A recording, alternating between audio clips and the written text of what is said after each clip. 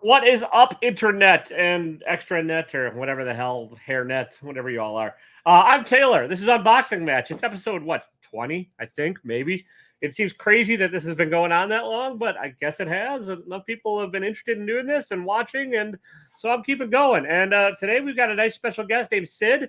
He's from Six Face Comics, and we're going to talk about his t-shirt and life and probably why the Horde is better than the Alliance and all sorts of fun stuff. So I'm going to bring him on, and we'll get to talking.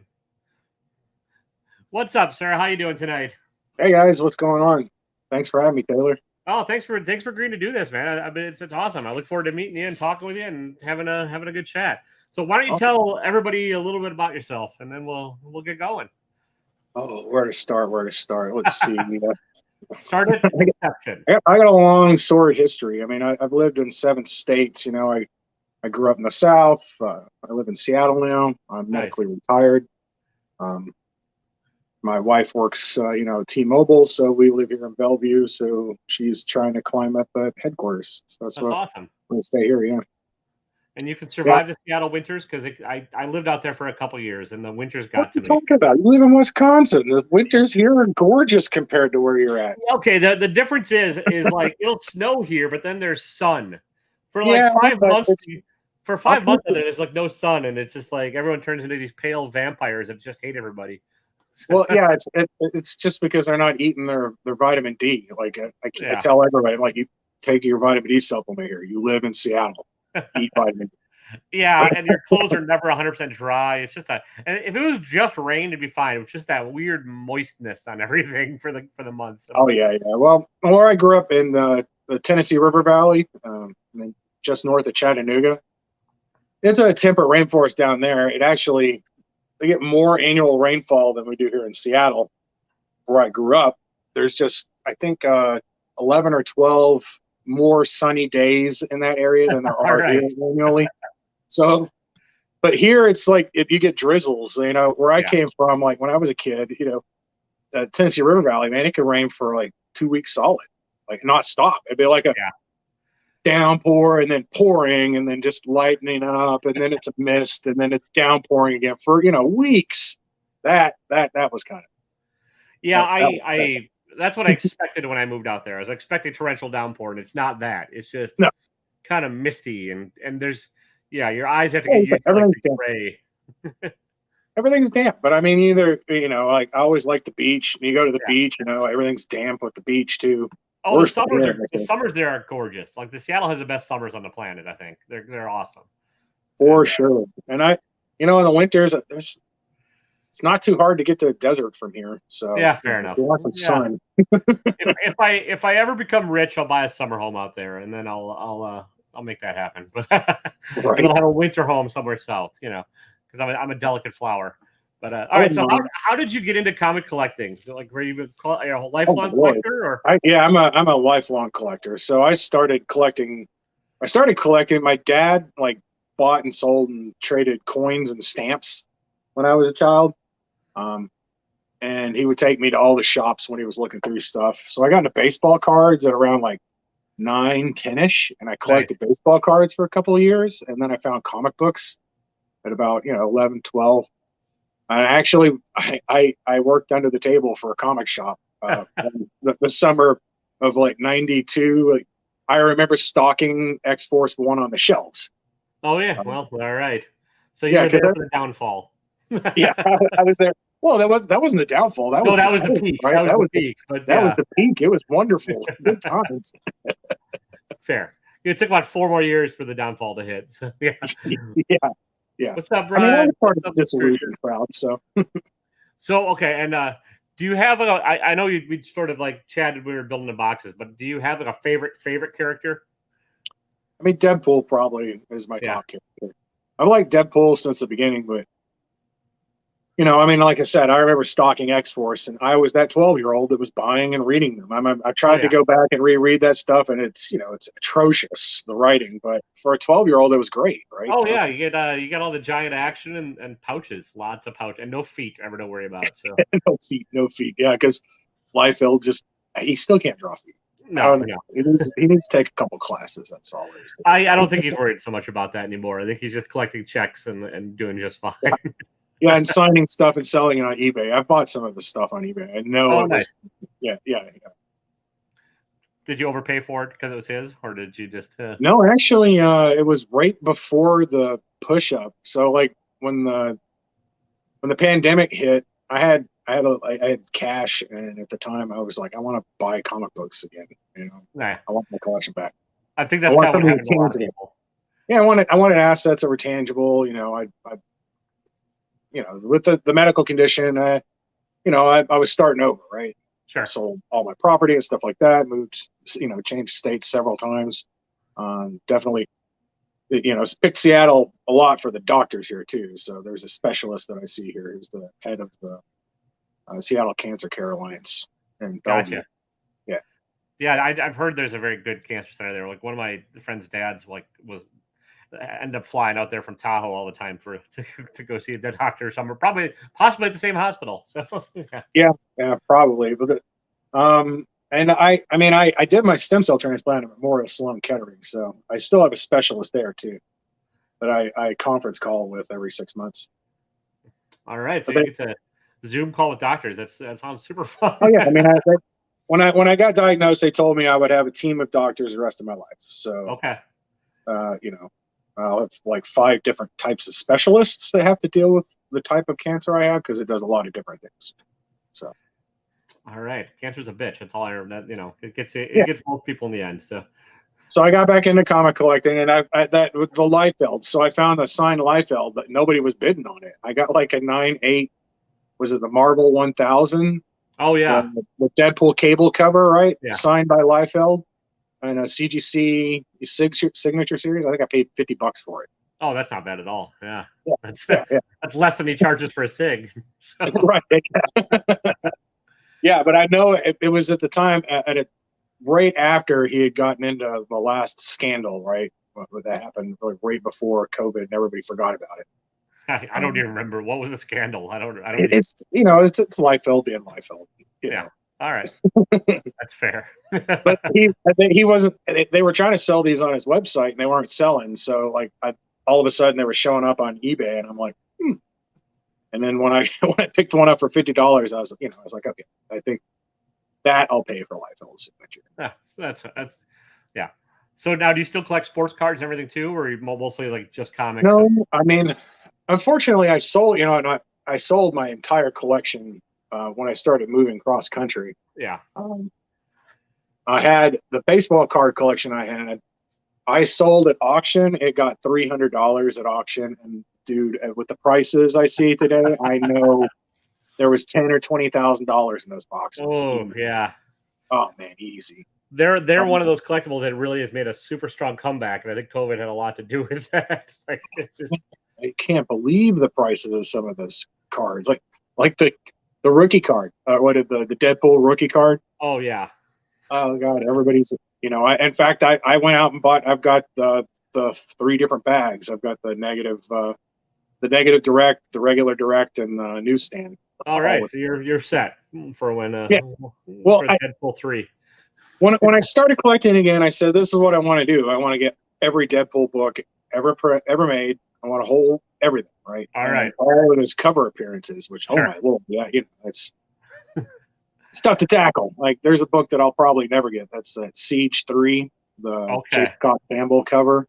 Yeah, it's gorgeous. Yeah. Well, yeah, the one you had to send in. I think you had to send Marvel. You had to send Diamond or somebody 50 copies of a Batman book or something like that for them to destroy. It's ridiculous, Yeah, a little Fahrenheit 451 there, but it's all right. Well, hopefully there's gonna be some surprises in your bag at least. Maybe we'll see how extensive your collection actually is, and see if I was able to shock you at all. And I know you had a couple other things you're interested in, thankfully, because I don't have the strongest Deadpool collection, and it's weaker now because you're gonna get to some of it. Spoilers. Right. Horror, man. I'm into the horror. So I said you're going to find a couple of horror pieces in there. I hope you like. That's awesome. I love it. Yeah, perfect. So yeah, you said you sold all your stuff, and then you sold all your comics and stuff too, and you're rebuilding. Yeah, I had like 25 long boxes, and okay, I'll tell you something. In like 2012, Yeah. I kind of got in, I'd met my wife. It was before we got married. I'd kind of got interested in comics again, but I've been working, and I was doing IT work remotely. I built a house. I banked like $12,000 in cash, and like, what am I to do with it? I'm like, I'm gonna invest in some stocks or something. And my wife was like, well, you you're always talking about comic books. And you're always, it's like you know all about them. You've worked at a comic shop, at 12, and I'm avid collector, and Yeah. OCD. So I read the almost all of the guides. What is the Oh, Overstreet? the Overstreets. Yeah. Like I would pour through like data, like how much stuff was worth. I was fascinated by that stuff. I had every copy of Wizard. Every month I was checking and, Nice. checking big stuff in my collection or trying to find something that I wanted to add. But Yeah. again, so like in 2013, when I got older and I had the supply of money, the the prices had all fallen. And I was Oh, like, yeah. man, these things are way undervalued. I knew they were super undervalued. So I started buying stuff. I went to this shop in Huntsville, Alabama, and I spent like $2,300 one Saturday, and I had the Strange Tales 110. I had Showcase 22 through 23. I had Green Lantern #1. Wow. I bought a signed Avengers #1 signed by Stan Lee's Sigma series that he had gotten Damn. 4.0, all for like $2,300 That's plus fantastic. yeah, Captain America 100, Incredible Hulk 101. Like I hit them all. Like I like cleaned out his wall, stuff that had been sitting there forever. Wow. At that time, Yeah. people weren't interested in it. That's true. It's kind of like the early MCU and stuff. It hadn't really turned into the powerhouse Yeah, it is now. And then, yeah, like, yeah. Well, Doctor Strange hadn't even been announced, so like yeah, I was on, one of my sales was on Comic Tom's top 10 list, everybody's top 10 list, because I sold when I sold the collection in 2016. That Strange Tales 110 I had, man, was probably a 7.0 or 6.5. It was really wow. nice. That, And yeah, I think in the deal, I packaged, probably took off 20%, but originally it was like, I'll give you $700 for the Strange Tales 110. So that tells you where I was at in it. yeah.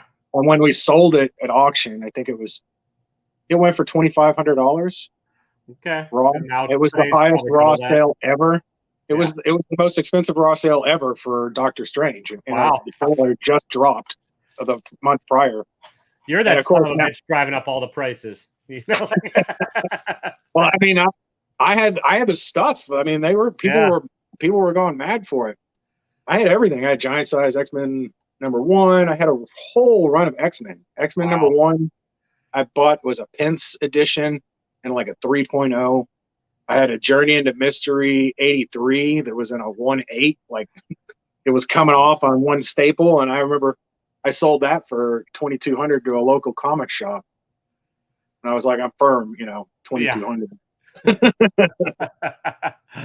And all those prices you're saying now sound like a bargain. So it's just, Yeah, now, that's what I'm saying. Like I've bought and sold and pissed away collections. I guess most of us who've been in the, doing this for so long probably mine have. all got infected. Okay, I moved out to Seattle, and then I moved back, Yeah, and then I left all my stuff in a storage pod, and yeah, I left it there for like 6 months, and in a storage yard. I didn't see it. It was locked up. I was like, all right, it's in a storage yard. It'll be fine. They did not put it on a pallet like they're supposed to, and it was right on the ground, and yeah. water seeped in, Oh and my so lord. everything in there was just black mold from head to toe. So all of my comics, I lost to black mold. So you at least got something back from them. I mean, I didn't have Yeah, anywhere near the collection you had. I did have a couple bangers. I had a couple, like a couple copies of ASM 300 and stuff, which at the time were not that huge a book either. But yeah, it's just I know. Yeah, because man, dude, the ASM 300. God, well, you could get them for just, you could get near mint copies for $200, $300. Just 2018. yeah, yeah, 2017. Yeah, they're ridiculous now. I went to put, I decided I was going to do the McFarlane run in newsstands, so I've got most of them. But the nice. 300 are just not. I'm like, nope. Well, if I you found want, a deal on that. I'll sell you my 8 times signed one if you really want it, or I'll trade you for that Journey into Mystery if you find one again. So, Well, I got a bunch of other stuff I can trade with. There's a big list. no, I have that's my Grail book that I own right now is a 9/2 8 times signed with Stan and everybody else on it. So Well, yeah, that's definitely nice. yeah, I got I it can on see you trading for a low grade Journey though, because just like, let's do it. You know? Yeah, fair enough. Well, listen, why don't you dive on in? We can chat all night, and we were going to, but it's super early where you are. I'll Which get is the great. box started. Let's see. Yeah, We got and the you blue can, tape. I didn't, you can be I like, need to oh, buy I've some already blue got tape. this, I've got this. You can tear me a new one all through the box, so it'll be fun. Well, like I said, I went a little crazy with that stuff. And the newsstand stuff, I actually found a guy who was selling out of his storage unit in the middle of Connecticut. The guy, it was he would advertise on Facebook and a couple of other things, just local, you know. Yeah. It was a honey pot for who is it? The Cranky Canadian. Oh, Yeah. yeah. I used to, you know, I know those guys. Yeah. I know Yeah. Erod hits up all those shops over there too and stuff too. There's a lot of like that East Coast is like I'm envious of anything over there because like they all seem to find all these books that I just never find. There's comic shops everywhere, man. Like everywhere. They're all over the place, popping up, new ones popping up. I found a shop. Let's see. I'll get this started. Pull the first one here. Ooh, I don't have a lot of the Scout comics. Okay, good. At least that's technically a horror book. It's technically a Scout book. I know you said you like Scout and stuff in there. Oh, I know Stabity Bunny. I've got I've got the big one. One of the magazines. Oh, nice. Yeah. Rabbit World. I do have this one. Okay, that one I wasn't sure. I figured that's the joy and the downfall of mystery boxes. Sometimes you just got to take a shot and throw in a few. And ooh, Red Xmas. That's nice. Yeah, it's a fun little nasty one, you know. Yeah, Let's Kill Santa Claus. Man, I love Scout. I think the quality of the books and the stories are great. Yeah, they are, and almost everything they touch gets optioned. It seems like it might never get turned into anything, but it's at least. Well, everybody. I was gonna say, I think they figured out that it's a great breeding ground, right? Like comic books is. Yeah. You can try stories out or storylines out. Right, it's a storyboard. So yeah, it is. We don't have to hire screenwriters yet. We could just like see if the story's good and then figure it out and then go from there. Yeah. I think it's a great idea. Scout's a fun company. They're creator owned and they make their own books. And now I don't know if you do you buy and sell on Whatnot ever? I buy on Whatnot. I was thinking about selling on Whatnot. I probably will eventually. Well, let me know if you do, and I'll get you a referral link, and I might be able to speed up the process for you. Otherwise, there's a long list on it. But anyways, they started selling printer plates on there, which is kind of a fun little thing that I don't think any other company does. Plates? Yeah, like the 4-color plates that they use to run the pages. Normally, the printers just recycle them, so they're like one-of-one art, kind of cool artifacts when they're done. So each color they were selling them all weekend on there. They had their own like comic marathon thing on there. They were selling for like $60. You could get like page 13, the cyan plate or the magenta plate. It was kind of cool. I didn't get any, but like just kind of fun to watch. That is interesting. I mean, I'm a big original art fan, so yeah. I mean, it's not quite original, but it's still at least a 101 for the page and stuff. So I love the Silver Surfer. I've been thinking about putting this run together. That's an underrated run, I think. I think it is too. I think that's probably the most underrated because it wasn't really popular. I remember we didn't order a lot of those back in the 90s.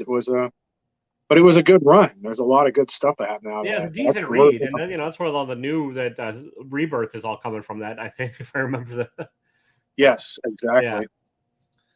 House of Slaughter, the foil. I've got several of these. I figured you might, but it's I'm stacking those.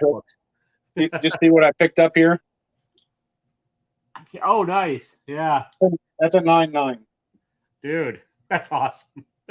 I paid for that one. That one was $900. I Yeah. paid out the nose for that one.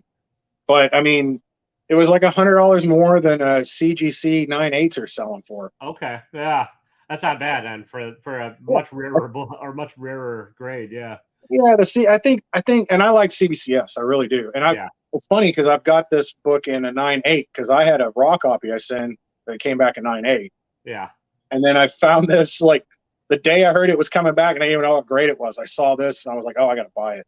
I like I think CBCS has a better slab too. Like you don't get the Newton rings or the sturdier the new ones. The old ones, not so much. Yeah, they're working on it. The I agree resale, with you. if you're a The flipper, turnaround time. yeah, flippers don't love it because you get paid less. But if you're patient, you can still make the same amount of money. It's just like these guys that I know that are pure CGC. They're all about get it, turn it, real quick. That's not me. I'm like, I'll sell some, but it could sit for a minute. So. Red trigger warnings? I don't think I've seen this. Oh, that's Red Room. If you've never read it. Oh, Red Room. Oh. Yeah, no, that's a ratio variant. I can't remember. I don't remember the ratios, but it was. This is one I missed. I did miss Red Room. I missed that when it came out. The Haunt of Fear, #1. That's nice. That's a EC reprint. If it was the original, I'd be jumping over to your table and getting it back from you because those pre. Oh yeah. I had all of these reprints. Yeah. In my collection, I was a horror fan going way back. Even a 12-year-old, I collected all of the. Those are great. Yeah. Haunted Fears and stuff. trigger warnings or the Red Room, I think, is the closest you can get now to that kind of level of debauchery in a book. Right. Right.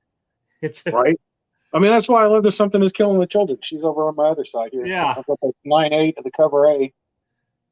That was a raw copy I bought.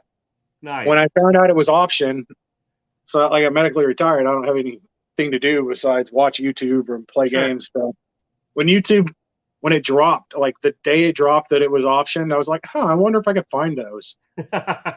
And there was a 1, 2, 4, and a 5 up at an auction all together. Yeah. And it was at like $12. Jesus. And I think I paid like $30 shipped for 1, 2, 4, and 5. All that's fantastic. And the one came back at 9.8, and I know the others are too. They were next time just shoot me a DM when you get a hot tip like that because I try to stay up, but I don't think that it's gonna happen. I got a list of stuff. I got a list of stuff on eBay. Everybody talks bad about eBay, but you can find really good deals. You can. Yeah. You just got to dig. I mean, that's the problem. Who has the time? You got to be patient, and you got to hit it at weird hours, and you got to Yeah, and you got to set up all your trackers. I mean, I track I have a whole list of stuff I track every bloody morning. Yeah, I've got a few books that I'm hunting for right now, and I add stuff when I'm like, oh, I think that'll be a fun one. Like, and it's usually I try and find things that no one else is hunting for. I think that's the key. Like DC Silver Age, nobody's looking for anymore. So like, nice Silver Surfer. Yeah, you're right. I mean, I think there's some value there. I've got a. What was it? Which showcase is it? That's the first Atom. Is it 28? 50. Yeah, I have it. I can't remember what the number is. I found it coverless, and the guy sold me a coverless copy for $25. That's awesome. Yeah, it's great. So we got the Guardians of the Galaxy. This is the one at 50, number 11. That's awesome cover. I like that. Yeah, it's a purely cover for you because the read's probably not fantastic on that one, but I do you like the Silver Surfer too? So I do love this. This is Deadpool versus Carnage. Yeah, this is number 1. It is. It is a variant. I can't remember who did it either. It might be that one might be Liefeld. I don't know. Yeah, I think it actually is. There's no feet on it, so. Yeah. Yeah, it's the number 1 variant. I think this is the Unknown Comics one. Yeah. Yeah. It might not be Liefeld then. It might be Miko, or I can't remember who they had doing them back then. Let me check real quick. I'm interested. Everybody's like, don't touch it.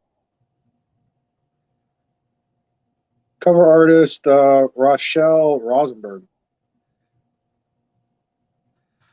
Maybe that's the original cover. That's the original. The other one, this is Tyler Kirkham. It's Kirkham. Tyler Kirkham right there. Kirkham. Yeah, that's a Kirkham. That's nice. And he's one of the hottest cover guys going right now for those. Yeah, I don't know if you can see Tyler Kirkham. Great stuff. Yeah, he does some great covers. Oh, Get a little repetitive, some of them. If you're watching Tyler, you're not watching. But like Fear number 1, 25 cents. This is awesome. yeah, that one I was like, should I give it? Should I hold on to it? I'm like, I'll give it. I like giving people fun books. You know, that's kind of part of the show is like just giving away the good stuff. So like I like it. That's great. And this last one, I'm hoping you don't have. It's a hard one to find, but you might have it. That one, yeah. This one, Deadpool. I actually don't. I don't know. I'll have to check my collection. It's a con variant. It's a. Oh, okay. I can't remember which con. It should say on the back. It's an maybe amazing con, but it's a. I've only ever saw one other one on eBay, and it was going for a fair amount, and I came across it, and I'm like, I'm not a huge Deadpool guy, but I was like, I'll give it to. Like you said, you had most of them. I'm like, well, let's see. Comicbook.com. Okay, comicbook.com. Yeah. Comicbook.com. So you probably didn't get it there. It was probably a resale from there. Yeah, I did not get it from there. I got it in a different box. Comicbook.com. If you guys don't know, that's one of those that people buy big lots from them to resell. Yeah. So, yeah. But that was a pretty hard one to find. So that one, I hope it does. Yeah, I think that's definitely one I don't have. I'll have to look it up. But well, good. At least I got you with one you didn't have. Well, like I said, with the Deadpool, it's hard because it's not. Most of those books are not out of reach. Yeah, that's true. And that's why I was like, all right, I'll try and trick you with a variant. So do you have a favorite like comic book movie or anything, or like your go-to like media that you consume if you're watching stuff? I'm watching stuff. Well, I'm watching a lot of different stuff right now. I'm digging the new Miss Marvel. I watch all of the Disney stuff. I got Disney Plus. Yeah. I watch everything on Netflix that comes out pretty much. And watch a bunch of stuff on Hulu. So right now I'm waiting for Doctor Strange to drop on Disney Plus because I haven't gone to a movie theater in over a year. Yeah. You could wait for that one too. I liked it, but it's not. It's a Sam Raimi film. So if you don't dig Sam Raimi, you're not going to like it. But and I waited to see Spider-Man: No Way Home too when it dropped on Disney Plus. It's not a big deal. It's just hard to miss spoilers, and at some point, it was like whatever. I'll hear them. Yeah, because you can't.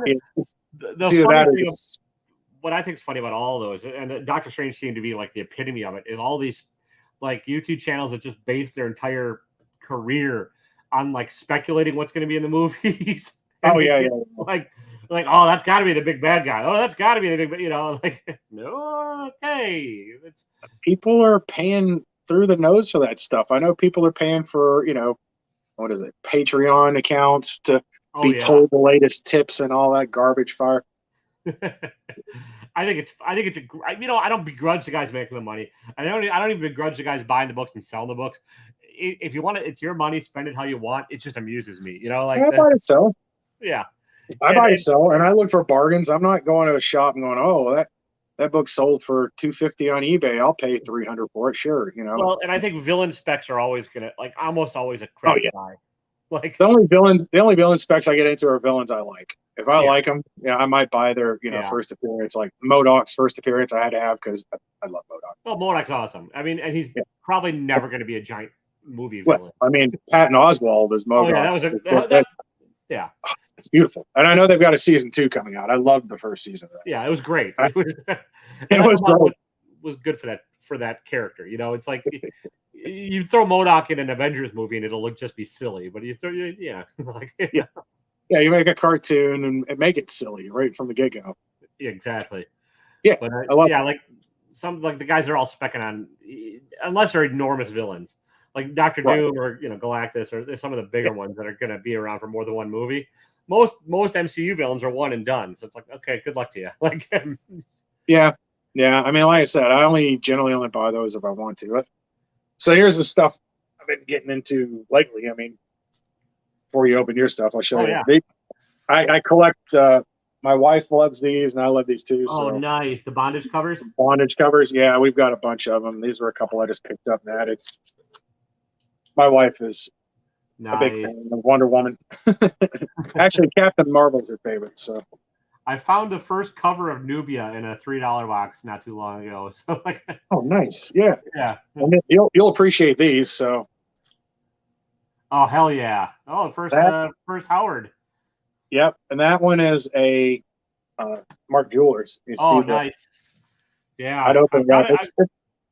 Those are hard to find too. I've got one of those in a Jewelers and a 3.5. Yeah, that's about a 3.5 jeweler I got there. And then I picked this up. This dude, when you're on eBay, you got to be careful. This guy hadn't been doing a lot of sales, but he noticed something there. There's a Perletti marker on it. He had it listed as a very fine. Oh yeah. And I knew looking at pictures it was probably a 6, but it's got the marker over the fear, and I didn't even realize that. Oh yeah. And I was like, I'm going to ship it back to him. I said, I wrote up a whole message to him saying, look, here's a picture close up of the marker on the fear. This was not, you did not disclose this in the description. And you said this was a very fine, and it's definitely not with this marker. I said, I probably wouldn't have paid more than whatever. And he gave me a big discount. He gave me almost half of it back. Because I was like, see you later, you take the book back. Yeah.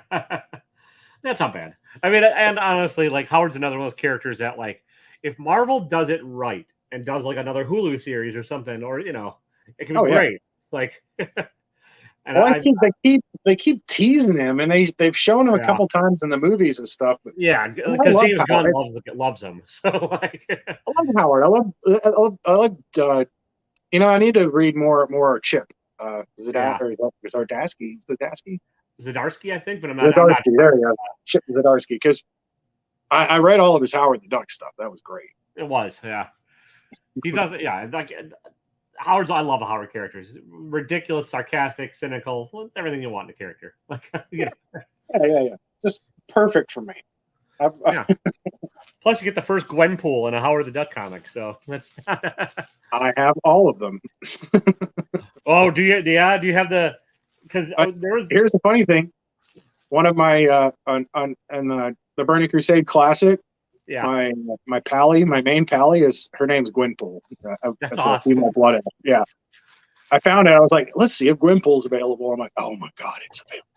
That was one where there's that variant of that cover where it's just the phone or whatever something getting closer and closer and closer in each one of the iterations. It's like, I'm not collecting all those. That's ridiculous. But I do have a few other variants of that cover because why not? It's a nice one to have. Yeah. So what are you hunting for now? Like what stuff are you looking for? Like just whatever catches your eye, or? Yeah, pretty much. I hunt for deals. That's pretty much it. Sure. Like there's a big box over here. Yeah.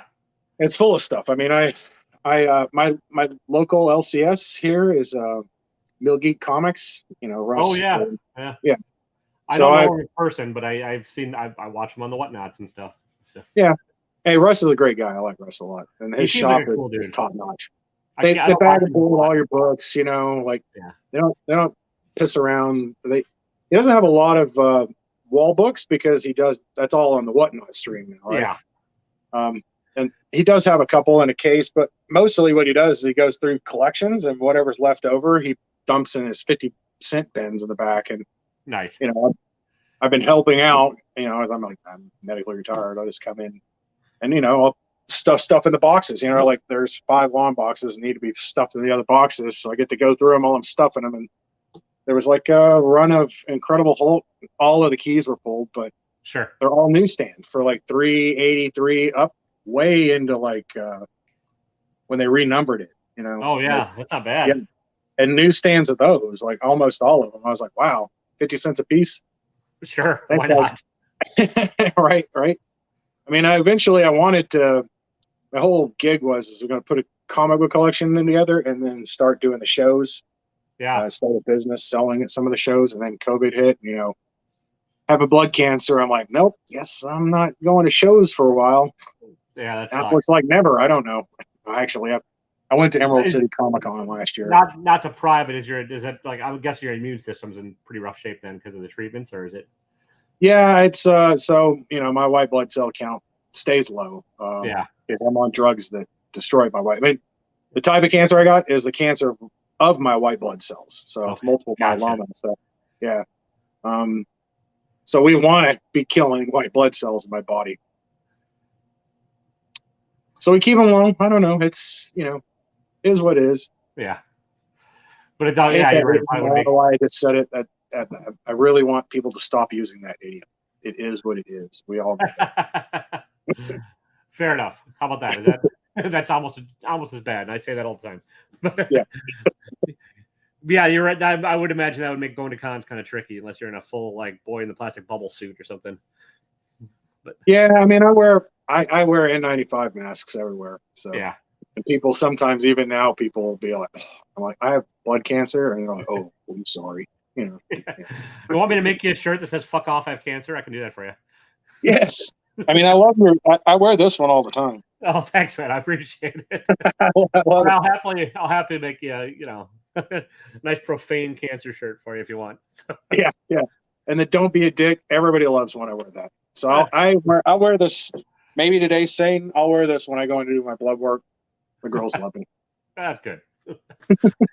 Well, I'm going to dive in because I saw the first book. Is there a certain? I'm guessing there's no real certain order to this. I just kind of grabbed the first one off the stack and.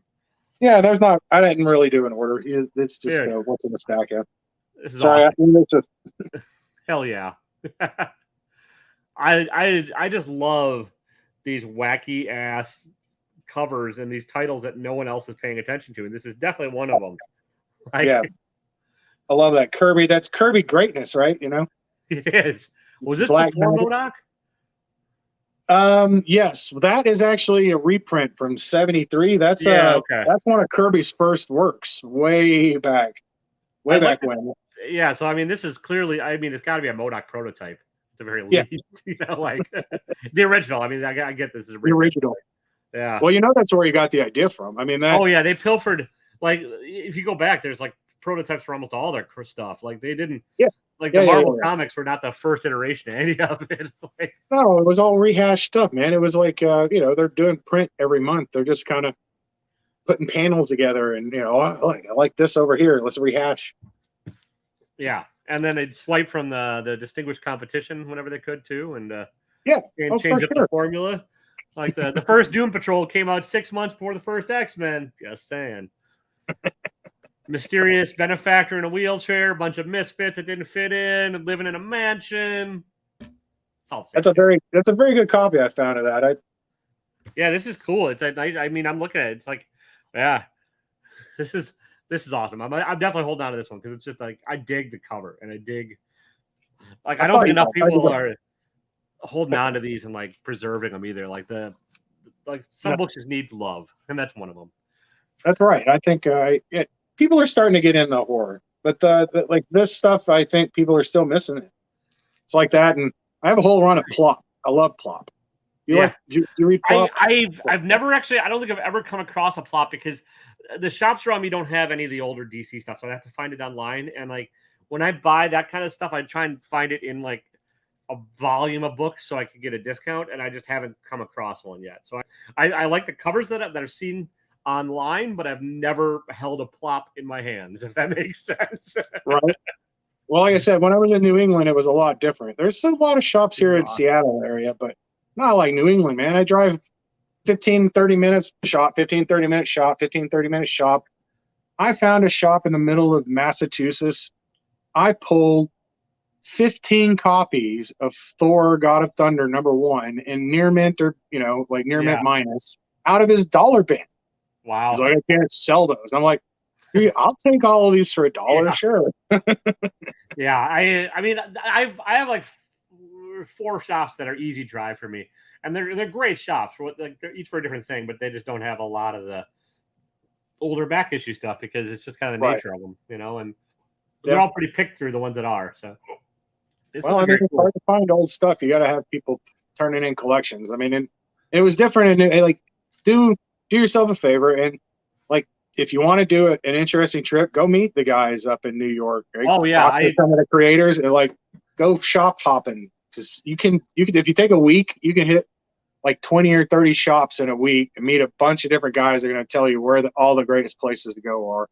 It'll be a lot of fun. I'm telling you. Well, one of my life goals that probably has shifted a little bit for my own health reasons is I was planning on building out a van and Yeah. then trying to figure out remote work, and then traveling around the country and visiting shops and YouTubers and everything else, and like hitting like pretty much the entire country. Don't know if I can make that work now, but like, and Bueller Right. beat me to it. That son of a bitch in a vest, Bueller. Kidding. He's a great guy. From the very little I've interacted with him. But like, yeah, and I still would love to figure it out. Just not sure if it's feasible. Ulcerative colitis and living the remote lifestyle, not necessarily a great fit. But whatever, I'll figure it out. So, this is a cool cover. Is this a Steranko sketch variant, or is this? That's like a Vault, Kirby Vault. I think it's a strength. You're right. I think it's Steranko. Okay. It's a Vault. So that one was the 50th anniversary of Shield. Okay. So they went to the vault and found a bunch of old art that hadn't been used previously, right? Yeah. And that's where that comes from. So that's the cool. 1 in 75 for that. Wow. That is the first appearance of the Howling Commandos of Shield. Oh wow. All right. So there's a 1 in 50 of that book. There's 2 1 in 50s and the 1 in 75 you got. There's a 1 in 50 that's that book, but it's green. It's colored. Okay. Gotcha. And then there's a 1 in 50 that's got the Howling Commandos of S.H.I.E.L.D. on the cover, which is, the Grail. Yeah. But only 22,000 copies were printed of that book, and that's a 1 in 75. Sure. So that, yeah. So this is this is definitely a rare book, and I dig Steranko and obviously Kirby, but like, yeah, I mean, it could be a Kirby, but the face like just screams Steranko to me on that. So like, I could be wrong, but I'm not. I thought it was Kirby, but it might be Steranko again. I know it was a vault, so it was an old, cool. Yeah, it was an old drawing that had never been used previously. That's awesome. Thank you. And then that I found. So I'll tell you, I found when we were in the depths of COVID, and I was following all the guys and doing all the comic stuff like real hardcore. I found those on eBay. There was one dealer who had a bunch of them. Wow. And I was like, hey man, I'll buy them all from you. I told him what was going on. And I'm like, that's the first appearance of the Howling Commandos of S.H.I.E.L.D. They're going to come together at some point, all of the Howling Commandos of S.H.I.E.L.D., all of those names have been spoiled. They're going to be coming to the MCU. We know that from casting calls. Sure. Yeah. So that's going to be put together at some point. And one of the cartoons probably, or who knows where it's going to come into effect. I wouldn't be surprised if they did a live action like S.H.I.E.L.D. show at some point. I mean, they did the S.H.I.E.L.D. I'm talking about the Howling Commandos. Oh no, I know. I like a spin-off or whatever. Yes. Oh yeah, I would love to see S.H.I.E.L.D. again. I mean, S.H.I.E.L.D. show. They're gonna let that. I loved the S.H.I.E.L.D. while it was out. So that book came out while S.H.I.E.L.D. was running on TV. So there was a bunch of those copies that that people got like quadruple signed or signed by all the staff of the show, which I would like to have one of. But let me tell you right now, each one of those people in this, they all were charging $50, $100 at shows. So to get one made cost $1,000. Yeah. Although now it might be a little cheaper because that show, I don't think. It tanked. It did. I liked it, but people. I liked it. It got a little funky at the end. It got a little bizarre when they went into the asteroid and the timey-wimey. Oh yeah, the time loop. The time loop. I was like, anytime you start doing time loops in your show, it's just that's just close to the end, right? Yeah, it's like, all right, we got nothing left to do, so may as well, unless the whole show is based around it, but then that still limits what you can do with it. So Right. You get stuck in some of that stuff. Very cool. Sherlock #1, nice. This is awesome. First appearance of Sherlock? Probably not. I'm guessing that would have been the Sherlock. But hold on, let me see. I'm on the wrong tab. Oh yeah. Oh, I'm guessing. I don't think that's the first. No, I don't think. the first Sherlock would have to be like Golden Age. It would be Golden Age. I think that's definitely copper, silver, right on the border. It might be. Silver. Wow, it's a Walt Simonson. I would not have guessed that either. That's very cool. One of my favorite artists. I mean, I had to look at the SIG to recognize it. Like, just didn't scream Simonson to me, but like his SIG's like right here on the. So oh, that's awesome. Yeah, wow. That's great. That was a random hit. You're welcome. Yeah. Oh, and here we go. Rob, I don't think Rob's checking in tonight, but he's gonna be jealous of this one. I don't know if Rob. Do you know Rob Fat Stacks at all? I've seen his shows. I don't know him too well though. Okay, he's a good dude. He and I, he jumps on a lot of lives, and he and I have chatted. He's a buddy of mine, and like, He's a big into the Bulba helmets and space, and so am I. And hell yeah, Beyond the Unknown. Nice. Yeah, when you said sci-fi, I was like, oh, I got the perfect book. Oh yeah. I'm OCD, so I'm like, when I got that, I was like, man, I'm gonna have to put this run together. And Yeah, that you would. I think you would dig Rob. Like his Mondays when he opens books, he'll get something like this, and then he's like, well, now I got a new rabbit hole, and then he's such a completionist that he's like, now I need the whole collection. And so, yeah, I know that bug. yeah, he's got his Saturday show called Slab Hub where he has guests on, and like one of the more recent ones had a complete gold key run of Magnus the Robot Fighter, and so now he's now Rob needs all the Magnus, like. Oh, man, I had all the gold key stuff. Like, man, when I bought gold key, I remember my gold key in like the 90s. Yeah. In the 90s, like the early 90s, when the boom was happening, people didn't give a crap about the gold keys. You could get them really cheap, all of them. They're still undervalued by a ridiculous amount, and they're just gorgeous painted covers and like, but yeah, they're still slept on. And a lot of those property, like Magnus it'll probably never turn into a property. There's probably like all the Valiant stuff and all these weird rights issues tied up in it, but who cares? Because you like it, and yeah, it's a dude in a skirt beating up robots. What's not to like? Oh man, I love Magnus. I was a big Valiant fan. I still am. I mean, I make fun of the Turok #1 because like I like to throw it in people. They made a million of them. They did, but I mean, they were entertaining. And it's not just that, man. Like that was one of those books, like X-Force 1. And I remember at 12, like 20 and 30-year-old dudes coming in and buying like a long box full of them. Like, this is going to be my retirement. Like that really happened. I remember seeing dudes coming to do that. Yeah, thankfully I never had the money or the inclination to do it. I think I probably had about 10 copies of X-Men #1. I didn't go crazy on it. And like I had all the variants. That was my thing. I had all the variants. I probably had like 2 full sets of the variants, which whatever. Right. Like I didn't go nuts on it, and because I kind of was like, I don't care that much. Like the quality of the writing. Death of Superman, because we had some. My shop, the shop owner. Because I was 12. I worked under the table. Right. It was you come in, you do work, you get like $5 in trade for every hour. So. But when it came to the Death of Superman, it's so bloody many of them. He's like, yeah, it takes some, Yeah, I've got a couple of those. My buddy James sent me a bunch of those too. And like, I was more of a Marvel guy back in that day, and not that because in my head it was higher quality. Looking back and reading both, they're about equal quality. And that's not really a compliment, but but yeah, it's just kind of. They both did these marketing gimmicks, and they were both kind of nuts about it, and that kind of killed them. Which I'm surprised Marvel survived it all. But yeah, hey, right.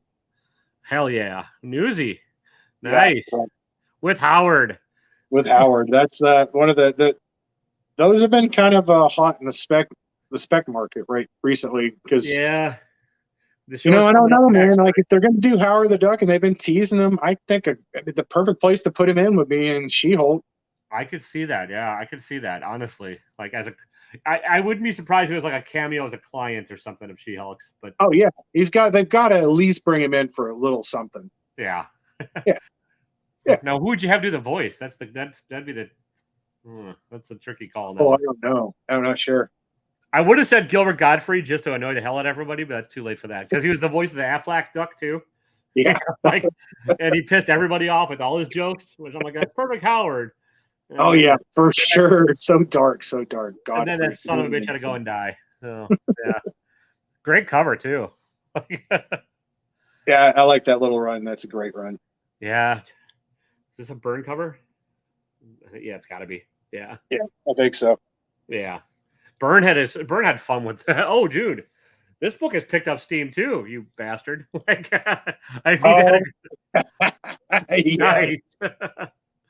So I'll tell you that one.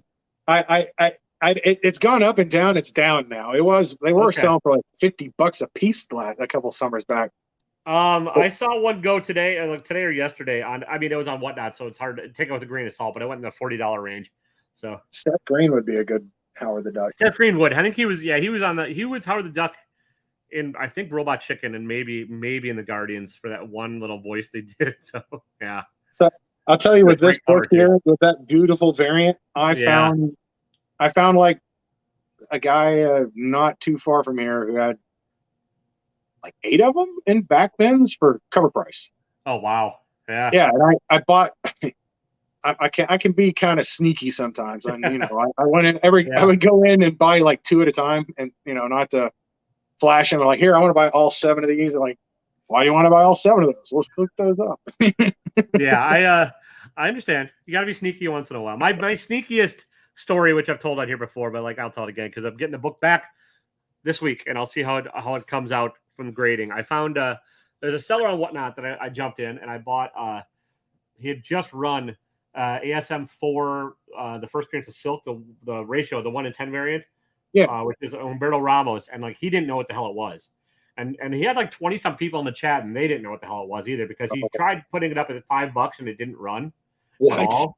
Oh, and so like I jumped in I jumped in before I could hit the buy button on it, like, and the auction ended. Oh, and I was like, listen, I just got in here. Can you rerun that when you get a chance? He's like, oh, yeah, I'll rerun it now. And he ran it for $3 and nobody else bid on it. And so, like, I picked it up for $3 and it's a crispy copy. I'm hoping, and you can find out probably on Thursday. Shameless plug. I'll probably unbox it live and see if I got a 9.8 on it. If I do, heck yeah. I've got a trade lined up for it already because one of my other buddies really wants that book, and he's going to trade me for a Werewolf by Night 32 that I really want. So, heck yeah, definitely. Because Moon Knight's my guy. So, like, that's what I'm trading up into stuff. That's and, I can't. My other guy. Oh, hell yeah, nice. First Stormbreaker. Yeah. I've got one of the. I've got a direct of these and a Canadian, but I do not have a newsstand. So now I've got the trifecta. There you go. Hell yeah, perfect. And Walt Simonson again. Dude. I am greatly looking forward to Love and Thunder because like it just seems to like be borrowing heavy from the aesthetic of this run and the kind of over the top cheesiness that Walt put into this, and I'm down for it. So. Oh yeah, definitely. Like, I wish I had Beta Ray first. My old collection I did, but I've got through the crazy now. Well, if you want one, let me know. I've got one up on eBay, but we can talk. I got an 8.0 if you're interested. If you want a higher grade than that, I don't. I have one, but I'm not selling it. It's like right. I've got a 9.6. I've got a 9.6 signed. That I bought it on as another it was a bargain, kind of right at the beginning of COVID. Right. The guy had it up for $250 or best offer. I offered him $200. There's a red label CBCS, and he took it at $200. I was like, okay, sure. Like, nice. And the red label was that was their auth, so that wasn't authenticated, right? Yeah, that was. That used to be authenticated. Yeah, I like how they don't change the color now. Yeah, I don't care about the color. I mean, I think all slabs are kind of ugly. Sure. And it's signed on the inside cover, like the old school guys used to do, which I actually kind of prefer. Yeah. Well, yeah, man. Before slabs happened, you didn't want anybody ruining the cover of your comic. And on that cover, it's such an iconic cover that I didn't. I mean, I love Walt Simonson's signature and shit, but I still wouldn't want it like marred on that cover. I'll tell you the biggest book I have right now. When I sold the Avengers 1 last summer and reinvested, so I picked up a. What's up, Burke? How you doing, man? Fantastic Four Avengers 54. First Black Panther. Oh, nice. Fantastic Four 54. First Black Panther. Signed by Stan Lee. Wow. And it was signed the last summer when he was being, pretty much abused, when he was going through the elder abuse. Yeah. I've got a couple of things signed from him during that time. I had no idea what was going on, at the time. Nobody did, but and he was so messed up that he like signed over Black Panther, like over his face. Yeah. And like the guy couldn't sell it. So he ended up sending it to Joe Sinnott. And Joe Sinnott did a remark. So nice. He put like Black Panther in the moon next to Stan's signature where he'd like written over his face. Yeah. So now it's double signed. And I thought it's signed and remarked. Yeah. It's signed and remarked. It's completely unique now. I was like, I think that'll probably do something. So yeah. Yeah, that's awesome. I have a couple Stan Sigs. I've lucked out. I've won them from that Spider-Man booth, which whatever. Yeah. I think JPG is a great guy. Like, and I know there's mixed voices, but I don't. He's always been good to me. And but I don't have what I. Hang on, I'm digging you real quick. I got a couple books to go through, but oh, nice. That's the Tokyo Pop Comic Con. Yeah, Yeah, that's awesome. signed by Stan. So that was signed the last show he was at. He didn't come down. I was at with Salt Lake Comic Con before they changed the name. The last one they called Salt Lake Comic Con. Yeah, and he was sick. That was right before he passed away. He never came out of the room, but guys were still getting stuff signed. So like, sure. they were, taking dealers and having them sign stuff. Yeah, And, I would. Yeah. One of my goals is to get a book signed by Stan that he actually worked on. Oh, that, yeah. because like I got a couple that he didn't do. He didn't. I mean, he was editor in chief, whatever, but he didn't work on the books. And something that he at least did the dialogue for, or whatever. Like that's what I'd like to get. And Kirby, I'd like to get it double signed if possible. But those are hard to come by. yeah, I'm also. They didn't. They hated each other so long. Like if it was signed by one, they didn't want. I know that's the thing. So I don't have the money for this. This is a cool negative variant. I've not seen this one either. That one was okay. So I can't even find them anymore. I don't even know what I don't even know what it would go for. I can't find that variant anymore. I found when Nice House on the Lake first came out, that was some small store variant. Oh yeah, Wade's Comic Madness. Okay. Yeah, that they only sold like lots of them on eBay or at their store. Gotcha. Yeah. And I picked up I picked up a couple. Like there's 3 in that series. So there's the negative one. There's a negative Virgin, and then there's the original, the color original for that. Nice. And I picked up 2 of the 3 sets. And again, they were like, I think I paid $100 or close to $100 for each of the sets, right? The 3. Yeah. So, but God only knows. Like I said, I can't find it. I haven't even seen a last sale on it. Yeah, I've never seen this one before. And like I was paying attention to this stuff when this came out because by then everyone's like, "Oh, you got to pay attention to Tynan," and yeah, I did, but I never saw this one. So that's very cool. Like I said, I saw it the one time that when it first dropped, they sold whatever they sold on eBay, and that was it. Nobody ever put it back up. Oh yeah, and then last and certainly not least, hell yeah, nice. First Gwenpool. First Gwenpool again, and I've not seen this variant either. This is not Momoko, is it? No, this is no. It's got the palette, the color palette, but that's not her. That's his. No. That's before, way before Momoko. Yeah, I'd have to look up the cover. That's the 1 in 20. Oh, nice. So okay. There's a 1 in 20. There's a 1 in 25. There's a 1 in 22, 1 in 25s. There's a 1 in 35 and a 1 in 50. Wow. The 1 in 35 is the one that everybody wants. That's the Fail Hydra cover where she is on the cover. The 1 in 50 is, I've got one. I think I might have a couple of those, a raw and a graded. And I don't even like it. It's like just a white space with just Howard on it. Like that is my favorite of the non-Gwenpool covers. Yeah, this is a cool, very cool box, man. I appreciate it. Thank you. Yeah. For sure. Like I said, I've thought about doing the custom boxes. But I forget who does those. There's one of the Instagram guys has been doing it for a while. There's a couple. Like there's a bunch, but like I know Old Mad Collectibles, my buddy Eddie builds custom ones for people, and I just got invited to do a box challenge from Gay. I have to look up the guy's name. But I just found out right before going on here that like I have to build a $500 box as part of a challenge.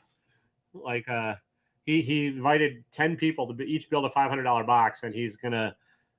He paid us all for them, and then he's gonna have a committee of like he and 3 other guys are gonna judge the boxes, and whoever has the best box gets to pick one book from any of their one book to keep from any of the 10 boxes. So I'm like, I'll give that interesting. Yeah. So the big problem is like when you're looking through this stack, and when I was looking through that, I'm like, $100, right? The price of some of these books fluctuates so rapidly sometimes. You're like, what's $100? and I think they're being judged in the next month or so, which still can fluctuate pretty greatly. And I have a theory about mystery boxes as far as like how I think they should be built. So we'll see if I'm right on it. And either way, it'll be a cool thing. And I don't build boxes to make money. I think if you do that, you're in the wrong business and you're going to piss people off very quickly because, like, if I gave somebody just quote unquote $500 retail value worth of books, I'm sure they'd rather just have $500 in their hand and go buy whatever they wanted, so. Yeah, exactly. I got to do something kind of special, maybe a little bit kind of interesting. Yeah. Well, like people knock him. I do follow Comic Tom, obviously. I know Russ and those guys. I haven't actually met Tom.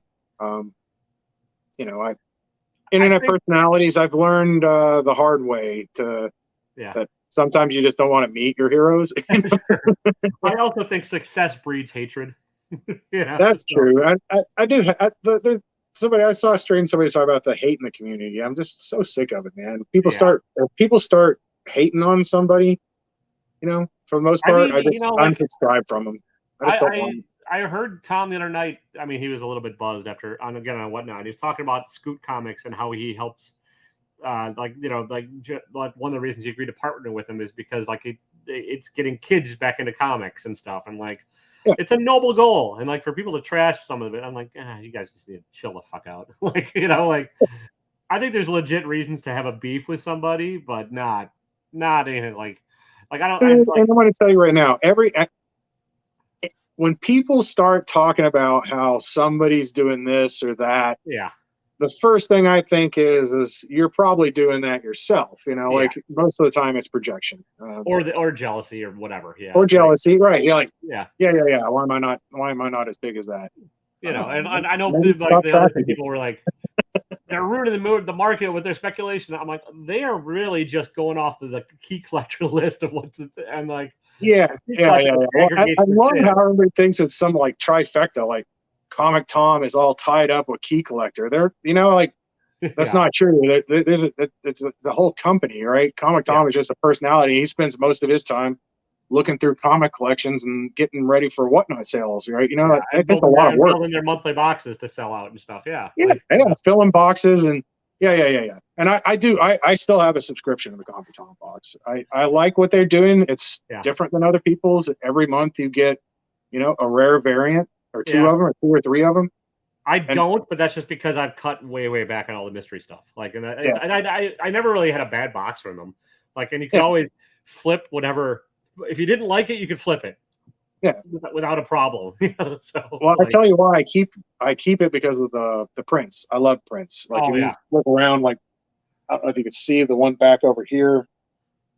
This is hard, your camera's a little hard far away for me to make that out. But it's the Department of Truth. So it's signed by James Tynion and also by the individual who did it. Is that Ben Templesmith? I can't tell.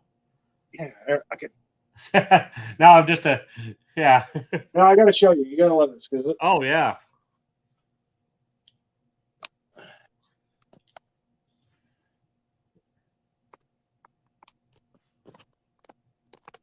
You see it without a glare? Yeah, that's a cool cover or cool print. Yeah, that looks like it might be a Templesmith. I'm not sure. Yeah, I'd have to. The signature is kind of weird on it. And I know that he's worked with Templesmith before. That's why I'm guessing that, but I could be wrong. I don't know what that signature is right there. No, it doesn't look like Templesmith. Never mind. It's a cool cover.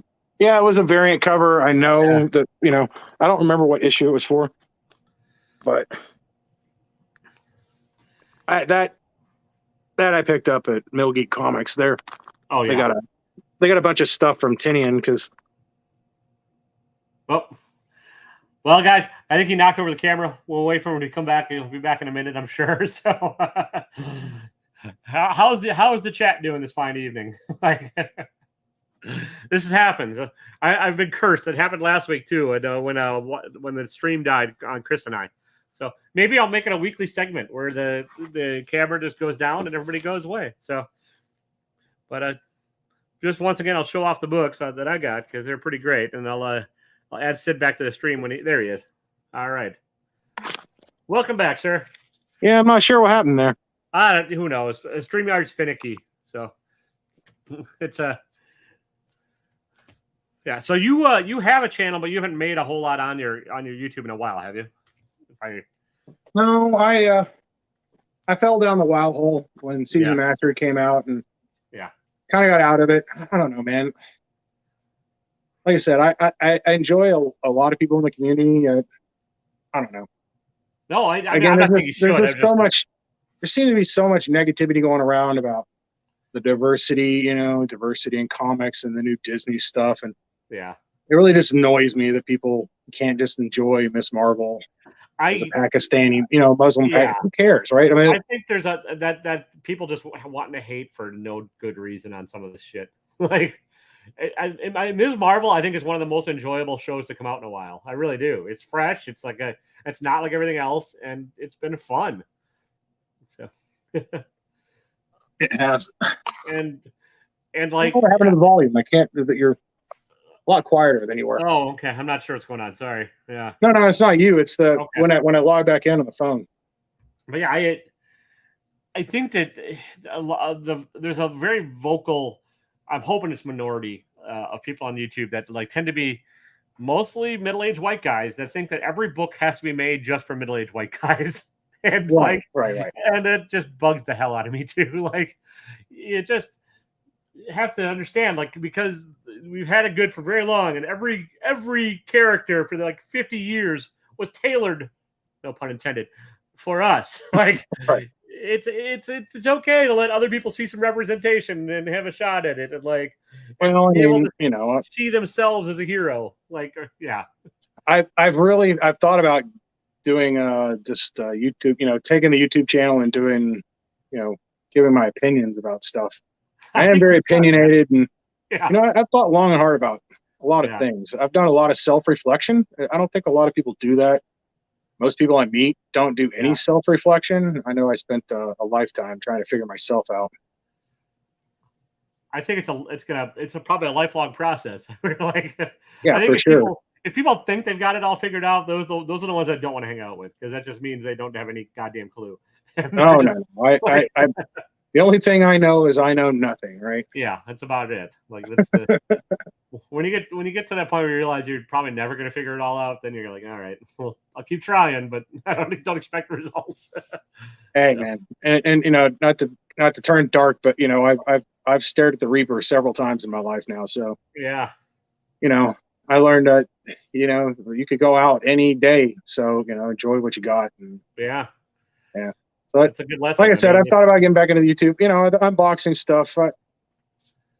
I still get stuff all the time. I could do the unboxing videos, but I kind of did that out, right? And when I started this, I'll tell you, I started the YouTube for my wife, right? Because I was going into, coming out of surgeries and stuff, and I wanted to preserve something for her because, I could be gone at any moment, right? And I enjoy doing it. She likes watching me do it. So I was like, I'll make videos and just post them online. And, after I'm gone, there's an archive. She can go back and look and see some of the stuff. It's a very cool idea. Yeah. Yeah. But you're again, right. I don't know. I could go on and on about politics. Well, nobody else will listen to me. I might as well. You're allowed to do it here, man. I've pissed off 90% of the community at some point in time with my. Oh God. Yeah. I don't. I just don't want the death threats. I'm not scared of them. I know they're crazy. I mean, I'm crazy, man. I grew up in Saudi Daisy, Tennessee. Like, my family, my family is from the sticks, and my family was poor. My family was what was left of, a slave owning family from Middle Tennessee. Wow. Yeah. I've never got I mean, like my family ended up poor after the Civil War. The people who picked the side of the South did not do well. Those are not the people in control. You know what I mean? Like, sure.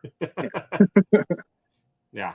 I know what you're saying. I've never received a death threat. I have gotten one person, not from even YouTube, it's from a Facebook thing, get a hold of my company I work for and tell them to fire me because I'm the biggest asshole ever. Wow. But no, I haven't had that. I've had people threaten my life. Several times. Of course, I'm kind of, like I said, I'm the type of guy. When I moved to Hartford, Connecticut, the first week I was there, I went out drinking every night. I hit all the bars, man. I ended up in like little Puerto Rico, and the little And then I walked from there back downtown, and people were like, "Oh my God, you did what?" And I'm like, "Yeah, I walked through the park. There was some guy charging his ankle bracelet at the light there, and I stopped to talk to him, and I was like, "Man, can I buy a joint from you?" And like, I guess he thought I was a cop, right? So he's like freaking out, like, "I don't have anything." And I'm like, "Come on, man." He's like, "Well, this is all I got." And I sat and shared. He had a bottle of schnapps, and we drank a bottle of schnapps That's in the awesome. middle of a park in Hartford, Connecticut. Well, as long as he's got his bracelet charged while he's doing it, that's Yeah, that's yeah. And then I met probably the local boss who was standing. Him and his crew were waiting outside of what I found out was a methadone clinic. He was waiting for his girlfriend, right? Like his sure. girl had fallen off the wagon, and he hoped he'd find her there. But I managed to insert myself because that place was like 4 blocks from where I lived, right? So Sure. you I know, mean, I was walking by there. everyone's got a story. Oh man, I got lots of stories. Let's see, when I graduated high school, I got puddled with liquid LSD. My graduation Wow. night. Yeah, I did a lot of hairy stuff in high Yeah. school. Like I rewired my brain for sure, Fair enough. for I've the better, in my opinion. never done the LSD. I got to. Oh, I did a lot. I did a lot of LSD. I might try the shrooms in the future. Hang on. I'm gonna edit this out. I'm not editing it. Who the fuck Eh, cares? Whatever. Like, Who cares, man? no, I'm not. I do that. I'm just. That's me being facetious. I don't give a shit. Like, Oh yeah. Well, like, mushrooms are. I think mushrooms are great. I think everybody Yeah. should try mushrooms. And I read an article. I don't know if it was true. Somebody said at Davos this year that they were doing like mushroom trips for all the billionaires. Like it was. I would not be surprised. Like, It was a thing. I'm like, I'm not. Yeah. Yeah. I'm like, I hope so. God, they need to bring some of those barriers down and start. Yeah. We need to dose Elon Musk, and I don't know what happened to Joe Rogan, but we need to take his drugs away from him. Yeah. He's had plenty of whatever he's been doing. He's done enough. Come back in, brother. And go get vaccinated, you son of a bitch. Like, Right. Hey man, I still got friends that won't get vaccinated. Oh, one of my idiot brothers won't get vaccinated, and they just went on vacation in Myrtle Beach. They flew there, unmasked, I'm sure, and went down there and hung out in crowded places unvaxxed. And like, oh, you're Troy. I love you, but you're a fucking moron. So like, yeah, for sure, you are. Yeah. So he doesn't. I have an older brother, much older. So I don't talk to him. He's very diehard Republican and Christian, and he lives in Michigan. I'm pretty sure that he was part of some of the crap that's been going on up there. Oof. So yeah. Well, if he gets arrested in Coeur d'Alene, Idaho, or whatever, I'll. He's not that kind. He's made himself. He's a multimillionaire. So okay. Yeah. But he lives out in the sticks where all those guys are from, and he knows them from my other brother who passed away years ago. So, yeah, whatever. Well, I hope they don't overthrow the Michigan government. I think. Oh, politics. So, what do you think about the Texas GOP? I hope. I have this dark hope that it's going to be the imploding thing, that factor for them, but it's going to do is strengthen the idiots that still agree with them, and it's like, it's not going to affect shit at all. They made a part of their platform a resolution to secede, which is a declaration of war. Yeah, and they also they said basically if you're gay, you're not welcome in the Texas Republican Party. It's none of it. But the thing is, the 2020 election was a fraud. Yeah, that's all thanks to the GOP party in Texas now. They're leaning. Congratulations, Texas. So yeah, they're leaning. Just when I thought Texas couldn't get any worse, the state that was founded by, a lot of my family, went to Texas over the last 200 years, right? A lot of people from Tennessee. Texas was all founded by people from Tennessee. And I'm sure they're loving the fact that Juneteenth is in a federal holiday, and yeah. Oh, happy Juneteenth, everybody! Sorry, we didn't say that at the beginning. Exactly, happy Juneteenth, long overdue. Yes, it is. I had that argument with my brother at one point, since I told you my family history, and he's like, "Are you going to pay?" Because I was like, I think reparations should be paid. He's like, "Are you going to pay reparations?" I'm like, "Yes, I think you should too. I think we all should." And the fact that like they're not really allowed to teach in schools why Juneteenth is a thing in a lot of places. This country is so goddamn screwed. It's not even. It's coming apart at the seams. That's another reason I moved to Seattle. I'm like, oh, people are so much nicer here, man. Like I'm from the South, and I know that there's the sickly sweet nice that you get down there, as long as you're one of us and not one of them. Yeah. In Seattle, there's not that one of us kind of thing. It's everybody's just kind of cool with everybody else, regardless. Yeah, Seattle. The only place I've ever seen, right down the street from our house, we saw some dude like driving through. He drove through a crosswalk, almost ran this dude over. The dude started flipping him off and cursing him, and the car stopped. And I swear, I was like, "Oh my god, here we go." The guy stopped, backed up, rolled his window down, and apologized. Like, "I'm so sorry." Oh, he got out. He's like, "I'm sorry. I didn't mean to run through the crosswalk." I blew my mind, man. Wow. I'd never seen anything like that in my entire life. Back it up probably wasn't the smartest thing. Yeah, we talked about this, Lefty. We talked about this. I will take Wisconsin winters over Seattle winters, and Sid thinks I'm nuts, but Yeah. I've done that. Well, like I said, part of my family's from Michigan, so yeah, I've done the cold ass winters. No, thank you. I worked in Milwaukee one winter, and that was it. I did do. I spent a month on site in Laramie, Wyoming, in January, February, like end of January, beginning of February. The day before I got there, they had a record low. It was minus 52 degrees. Fuck that. Yeah, dude, it was insane. I was like, nope. I'm getting introduced around. My first, I come in as a consultant. Yeah. And they introduced me, like the head of IT introduced me to one of the higher ups. He's like, "This is Sid. He may be moving to Laramie soon." And I said, "Nope." Yeah. I said, I'll be working from your satellite office in Salt Lake. I moved to St. Paul for a couple of years, and like that, no, thank you. Minnesotans, they're when they say Minnesota nice, what they don't realize is that it's meant ironically. It got down there. It got down to minus 35 without wind chill. Oof. Yeah. And a couple days, and I'm like, no, like that is like I thought. Like once it was zero, doesn't matter. No, it matters. Oh, it matters. It very much matters. that was too damn cold, and I was doing real estate then, and like I was having to show houses for Redfin based out of Seattle, the corporate offices, and the way they would do it, I'd have to go blind meet these clients, and we just basically get a couple hours notice. You have to go meet them. Right.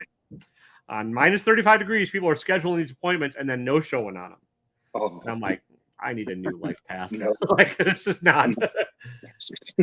Because you still don't get paid unless they buy a house from you and shit. So yeah. No, thank you. But yeah. That's crazy. How's the market going? I know you've kind of said. I know it's slowing down. Dude, I sold a couple of years ago, and we still haven't bought.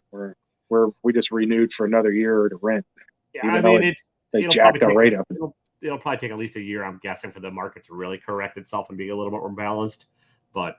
And Seattle might take longer because you get the tech influx and everything there. Seattle's a hot mess in real estate. It really is a hot mess here.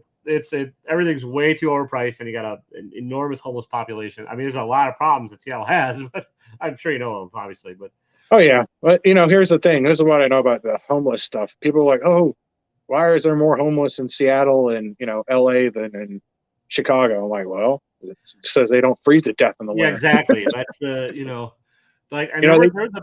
anywhere you can sleep outside in the winter, there's going to be homeless people.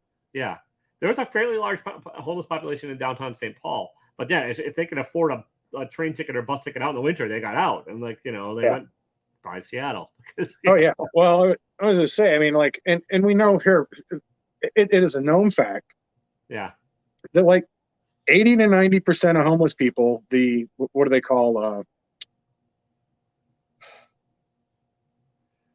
the forever homeless? I forget the technical term. Yeah, I can't. It's the people who are long-term homeless, right? 89% of those people have mental issues. They have mental health issues, schizophrenia, all sorts of stuff, right? Yeah, and we've known that for a long time. I mean, we've known that since we turned them out. There Yeah. used to be institutions, which I'm not saying we should go back to, because my mom worked at an institution in the 70s in Michigan, and they did some cray stuff to people there, Sure. you know. But because of that, when it all came out in the 70s of what was going on in these mental health institutes, then they closed them all down. And instead of trying to help the people that they took out of them, they just dumped them in the streets. So, like, you can't do that. Like, Yeah. it doesn't make any sense. Like, you know, real solutions, you know, like, want to see some real solutions. The tiny home stuff, you know, Yeah. the big problem, like where I'm at here in Bellevue, like, there's a coalition of homeowners here. Yeah. I'm in East Bellevue, so like all around me is all subdivisions, Sure. but there's no structures over 2 or 3 stories, man, Yeah.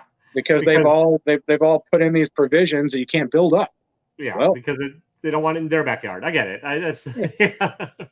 you got to build up. I mean, like, if you want to grow your city, you can't grow it out. Like, it's stupid. The whole gas guzzling infrastructure is going to be the death knell. All that's going to collapse.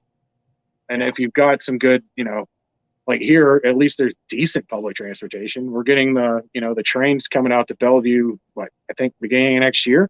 They're opening. Nice. That's awesome. They'll be able to take a train from where I'm at downtown. I mean, that'll be great. That's not bad. Yeah. Seattle, Seattle's getting there.